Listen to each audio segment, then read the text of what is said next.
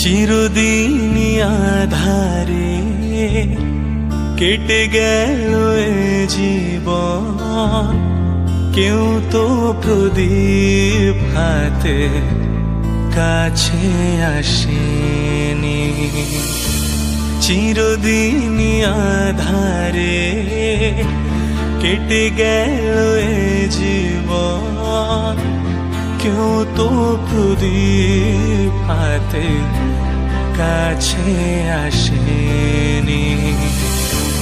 দূর থেকে দেখেছি পূর্ণিমা রাত আমি, কখনো আমার ঘরে জ্যোৎস্না ফোটেনি।